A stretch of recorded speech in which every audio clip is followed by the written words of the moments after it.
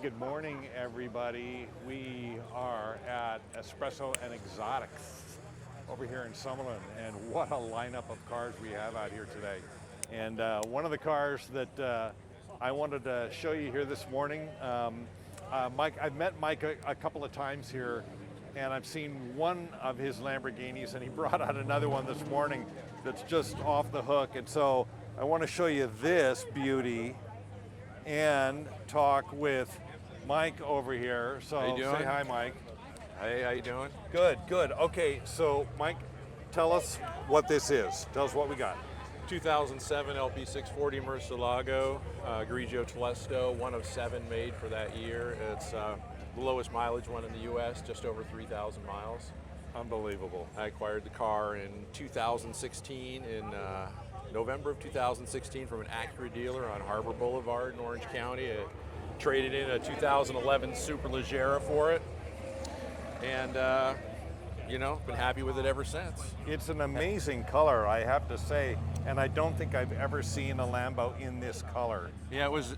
This was the year they introduced Grigio Telesto, and it was also debuted in the Batman: The Dark Knight. Bruce Wayne drove it, where they crashed the car. Right. Didn't you tell me they actually crashed a real? Yes. Yeah. What a waste. It's an American car, and supposedly it's in Europe. Yeah, yeah. Well, I love the layout of this car. I mean, you just don't see these out and about. So what? I know you They own. made like 1,250 coupes over 3 years for the world market, and which about 30% of the cars. They say about 450 coupes came here for the total production of the LP640 model. Well, now, I know you own multiple Lambos. What is it about these cars? I don't know. When I was really in it, when I was a little bit younger, and that was just kind of the iconic car.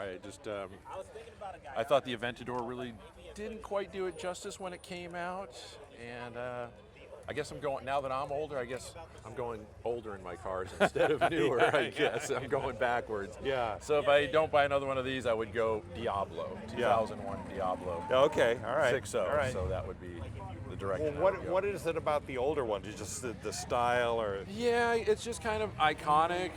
When I was really doing a lot of driving and had a lot of cars in the past, this was like the king of the road, and it went for about a 10-year period where it was the reigning supercar of the world. You really only had Lamborghini and Ferrari.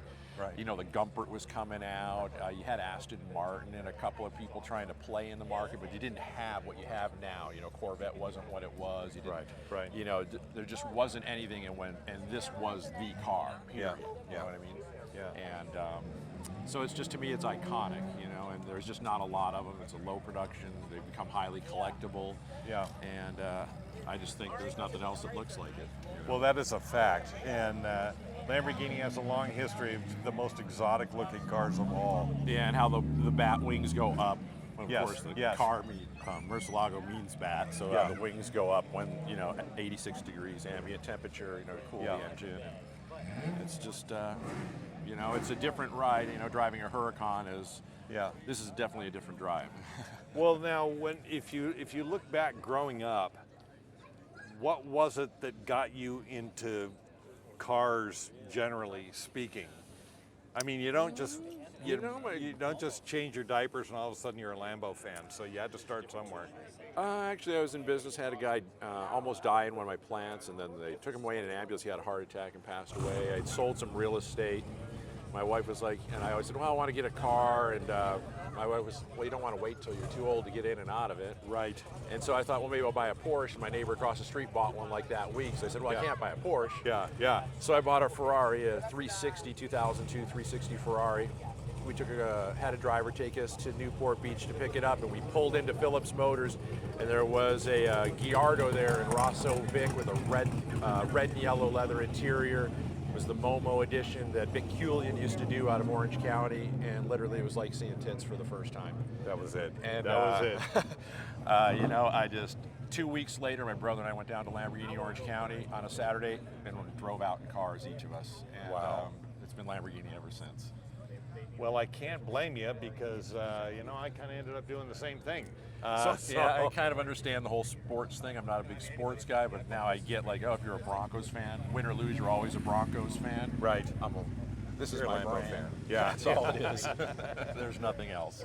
Yeah, I totally understand it. And it's one of those things, too, that it's hard to understand until you're actually in that position. And then when you finally are in that position, it's like, okay, now I kind of get it now. So, well, it's stunning, I have to tell you. It's a real attention getter. I'm glad you brought it out here today because I know I wanted to see it. So it's not just everybody else. I wanted to see the thing because I know I talked with you before about your cars. So, dude, thanks for bringing this thing out today. I absolutely love it. Thanks for talking to us about it. No problem. Thank you.